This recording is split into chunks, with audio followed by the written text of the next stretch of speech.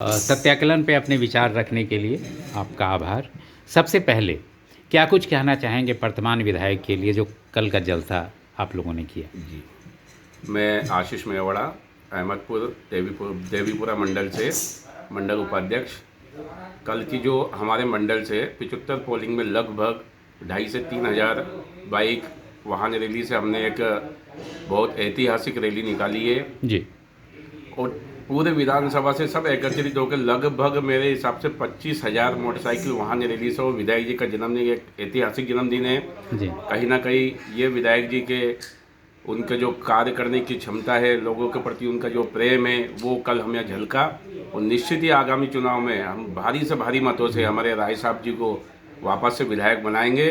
और हम कामना भी करते हैं कि आने वाले सरकार में हमें राय साहब को मंत्री पद मिलके हमारे सीओर को गौरवान्वित करेंगे, ऐसी मैं आशा करता हूं माननीय मुख्यमंत्री। क्या इसको मान के चलें ये जो चुनावी कार्यक्रम हुआ जी, ये जो जन्मदिन का कार्यक्रम हुआ जी, क्या चुनावी रणनीति का हिस्सा मान के चलेंगे? नहीं, चुनावी रणनीति का हिस्सा मैं नहीं मानता। ये तो हमारे विधायक जी के प्रति उनके जो दमदार और शानदार जो कार्यकर्ता है उनका प्रेम है और हमेशा रहा है और रहता रहेगा। चुनाव तो अभी समय है और चुनाव तो हम बिल्कुल निश्चित है, चुनाव तो आने वाले विधायक भी हमारे सुदेश राज जी निश्चित वो विधायक बनेंगे जी। और मैं माननीय हमारे विधायक जी को पुनः जन्मदिन की बहुत बहुत बधाई देता हूं। और हम सब कार्यकर्ता उनके सानिध्य में काम करने में बड़ा गौरवान्वित महसूस करते हैं और आगामी चुनाव के लिए भी हमारी रणनीति तैयार है और पिछले से भी ज़्यादा भारी मतों से हम उन्हें विजय बना के विधायक बनाएंगे। सर, लंबे समय से आपका इतिहास सामाजिक छवि रहा है जी। आपके परिवार से विधानसभा में प्रतिनिधित्व भी हुआ है। जी जी।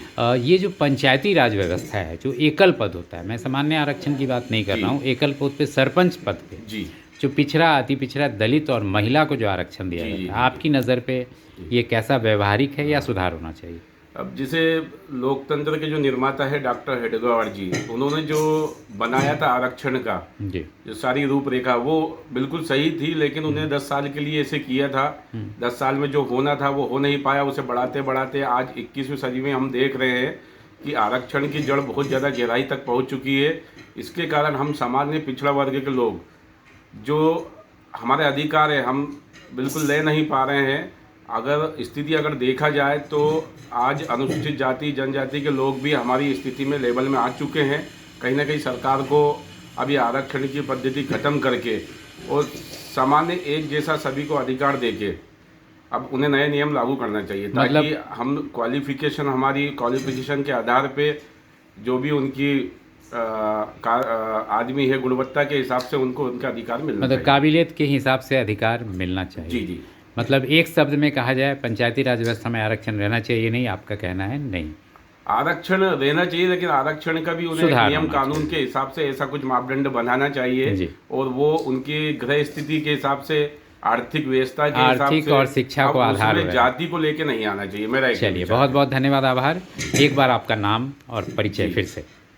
मैं आशीष मेवाड़ा, मंडल उपाध्यक्ष, अहमदपुर देवीपुरा जी, ग्राम पंचायत छतरी। बहुत बहुत धन्यवाद, आभार। सत्याकलन से विचार साझा करने के लिए, आने वाले कार्यकाल के लिए बहुत सारी शुभकामनाएं।